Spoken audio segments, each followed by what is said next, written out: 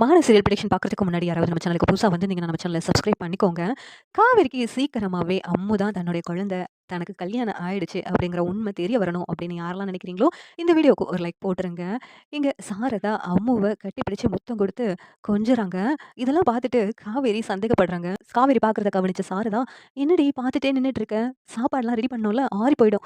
போய் வேகமா எடுத்துட்டு வா" அப்படின்னு சொல்லிட்டு சாரதா காவேரியோட கவனத்த மாத்துறாங்க. காவேரியும் போய் சாப்பாடுலாம் எடுத்துட்டு வர்றாங்க. இங்க சாரதாவும் இலையெல்லாம் விரிச்சு போட்டு பரிமாற தொடங்குறாங்க. காவேரி, "நான் பரிமாறுறேன்மா" அப்படிங்கிறாங்க. "இல்லடி நான் பரிமாறுறேன். நீயும் உட்காந்து சாப்பிடு.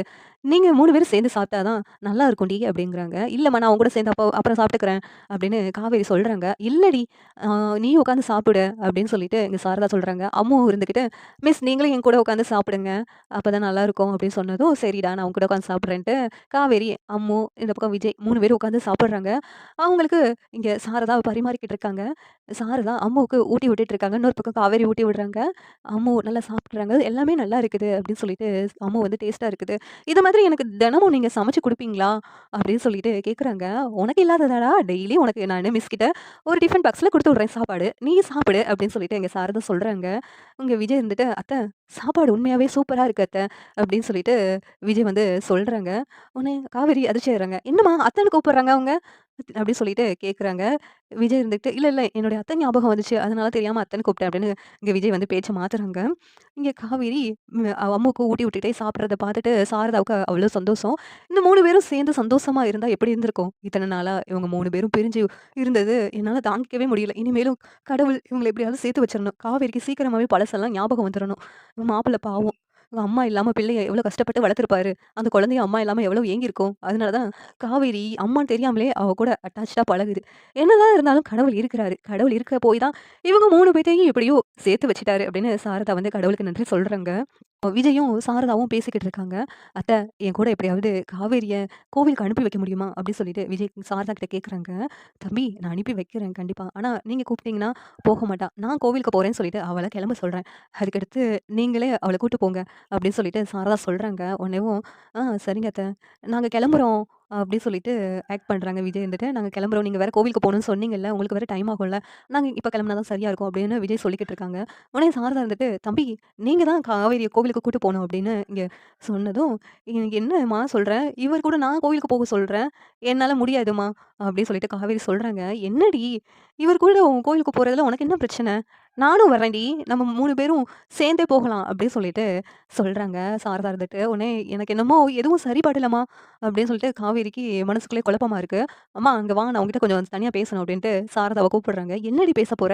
அப்படின்னு சொல்லிட்டு கேட்கும்போது, காவேரி இருந்துட்டு, "அம்மா அவங்க யாருன்னே தெரியாது. அதுவும் என் கிளாஸ்ல படிக்கிற ஸ்டூடண்ட்டோட அப்பா. அப்படி இருக்கும்போது அவங்க கூட எதுக்குமா நம்ம கோவிலுக்கு போகணும்? நமக்கு கோவில் தெரியாதா? பக்கத்துல தானே கோவில் இருக்குது. அப்புறம் எதுக்கும்மா அவங்க கூட நம்ம கோவிலுக்கு போகணும்?" அப்படின்னு சொல்லிட்டு இங்க காவேரி கேட்குறாங்க. உடனே சாரதா இருந்துட்டு, "ஏன்டி அந்த குழந்தை பாவம்டி. அந்த குழந்தையோட முகத்த பாருடி.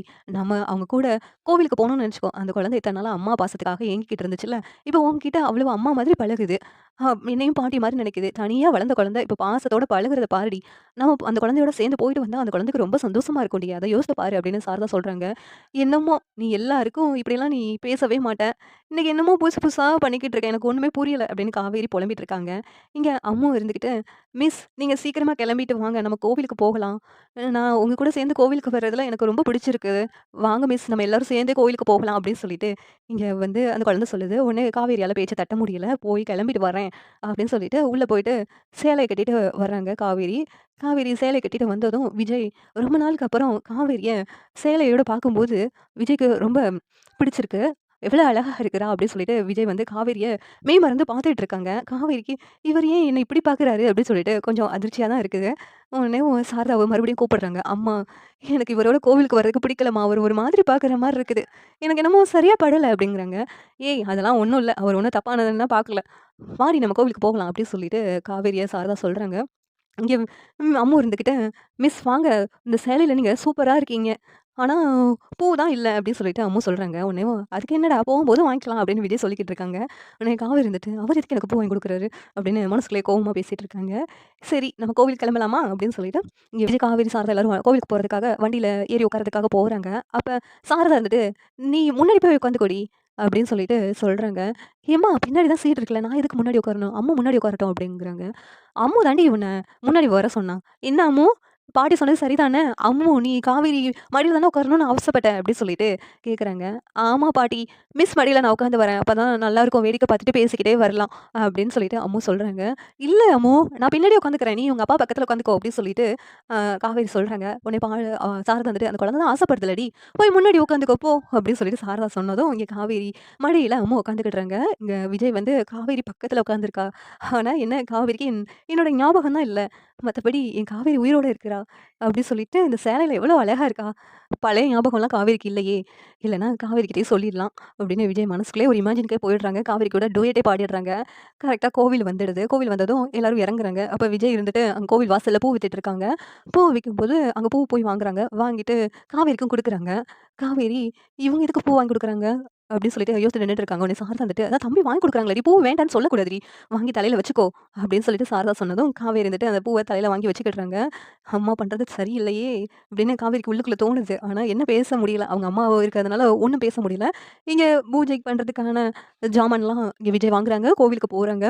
போயிட்டு அங்க அர்ச்சனை பண்றாங்க. விஜய் காவேரி பேரையும் சொல்லி அர்ச்சனை பண்றாங்க. இதெல்லாம் பார்த்துட்டு காவேரிக்கு, "என்ன என் பேரையும் சொல்ற மாதிரி இருக்குதே!" அப்படின்னு சொல்லிட்டு இங்க காவேரிக்கு அதிர்ச்சியா இருக்குது. "எதுக்காக என் பேரையும் சொல்றீங்க?" அப்படின்னு சொல்லி கேட்குறாங்க. உடனே "நீங்களும் வந்திருக்கீங்களா? உங்க பேரையும் சேர்த்து அர்ச்சனை பண்ணுவோம். அதுக்காக தான் சேர்த்து சொன்னேன்" அப்படின்னு இங்க வந்து விஜய் சொல்லிக்கிட்டு இருக்காங்க. அர்ச்சனை பண்ணிட்டு, "உங்க ஜோடி பொருத்தம் நல்லா இருக்கு. 2 பேரும் நல்லா இருக்கணும்" அப்படின்னு சொல்லிட்டு அந்த ஐயரும் வாழ்த்துறாங்க. உடனே காவேரி இருந்துட்டு, "என்னம்மா இவரு இப்படி சொல்றாரு?" அப்படின்னு சொல்லிட்டு சாரதாட்ட கேட்குறாங்க. "அவர் தெரியாம சொல்லியிருப்பாருடி. அமைதியா இரு" அப்படின்னு சாரதாவும் சொல்லிட்டு இருக்காங்க. இங்க விஜய் கையில குங்குமம் குடுக்குறாங்க. உடனே காவேரிக்கும் குங்குமத்த விஜய் வந்து குழந்தைக்கு வைக்கும்போது சேர்த்து வச்சுடுறாங்க. உடனே காவேரி, "என்ன இது இவரு என்ட்ட கேட்காம எதுக்கு குங்குமம்லாம் வைக்கிறீங்க?" அப்படின்னு சொல்லிட்டு காவேரி சொல்றாங்க. கோவில் குங்குமம் யார் வச்சா என்னடி? அதுல ஒண்ணும் தப்பு இல்லன்னு" மறுபடியும் சாரதா சொல்லிக்கிட்டு இருக்காங்க. உடனே சாரதாவ தனியா கூப்பிட்டு, "என்னம்மா? நீ என்னதான் நினைச்சிட்டு இருக்க? இப்படியெல்லாம் நீ எப்பயுமே நடந்துக்க மாட்டீங்களே! ரோட்ல யாருன்னு தெரியாத ஒரு ஆளு, அவங்க எனக்கு பூ வாங்கி குடுக்குறாங்க. குங்குமம் வச்சு விடுறாங்க. அதுக்கெல்லாம் நீங்க சரி, சரின்னு சொல்லிட்டு இருக்கியே! அப்படி அவர் என்னதான் எனக்கு வேணும்? அவர் தான் எனக்கு மாப்பிள்ளையா பார்த்துருக்கியா? சொல்லுமா?" அப்படின்னு இங்க காவேரி சாரதா கிட்ட கோவப்படுறாங்க. "இல்லடி, அந்த குழந்தை சந்தோஷப்படும்ல, அதுக்காக தான் பண்ண சொன்னேன். மத்தபடி ஒண்ணும் இல்ல" அப்படின்னு சொல்லிட்டு இங்க காவேரி கிட்ட சாரதா ஏதோ சொல்லி சமாளிக்கிறாங்க. "இல்லம்மா, நீ கொஞ்சம் ஓவரா தான் போற. எனக்கு ஒண்ணும் புரியல. அதனால நான் அமைதியா இருக்கிறேன். ஏதோ ஒண்ணு இருக்குது" அப்படின்னு சொல்லிட்டு இங்க காவேரி வந்து சாரதா கிட்ட சொல்லிக்கிட்டே இருக்காங்க. "அதெல்லாம் ஒண்ணும் இல்ல. வா அம்மு, வா நம்ம கோவில சுத்துவோம்" அப்படின்னு சொல்லிட்டு இங்க சாரதா வந்துட்டு அம்முவ கூட்டி போயிடுறாங்க. "நீ உட்காந்துருடி. நான் அம்மு கூட போய் கோவில சுத்திட்டு வரேன்" அப்படின்ட்டு விஜய் பக்கத்துல உட்கார வச்சுடுறாங்க. உடனே காவேரி வந்துட்டு விஜய் கிட்ட கேட்குறாங்க. "உங்க ஒய்ஃப் இல்லன்னு கேள்விப்பட்டேன். உங்க ஒய்ஃப் எப்போ இறந்து போனாங்க?" அப்படின்னு சொல்லிட்டு கேட்டுட்டு இருக்காங்க. உடனே விஜய் வந்துட்டு, "அப்படிலாம் சொல்லாதீங்க. என் ஒய்ஃப் வந்து இன்னும் உயிரோட தான் இருக்கிறா" அப்படின்னு சொல்லிட்டு விஜய் சொன்னதும், உடனே காவேரி வந்துட்டு, "ஓ! இன்னும் அவரு அவரோட ஒய்ஃப நேசிக்கிறாரோ! அதனால தான் இப்படியெல்லாம் சொல்றாரோ! நம்ம தப்பான கேள்வி கேட்டுட்டோமோ!" அப்படின்னு காவேரி அமைதியா இருக்கிறாங்க. உடனே விஜய் இருந்துகிட்டு, "என் மனசுல எப்பவுமே அவ வாழ்ந்துகிட்டு தான் இருக்கிறா" அப்படின்னு விஜய் சொல்லிக்கிட்டு இருக்காங்க. இந்த சீரியல் எப்படி இருந்தா நல்லாருக்கும்னு நீங்க நினைக்கிறீங்கன்னு கமெண்ட் பண்ணுங்க. இந்த வீடியோ பிடிச்சிருந்தா லைக் பண்ணுங்க, ஷேர் பண்ணுங்க, சப்ஸ்கிரைப் பண்ணுங்க. Thank you.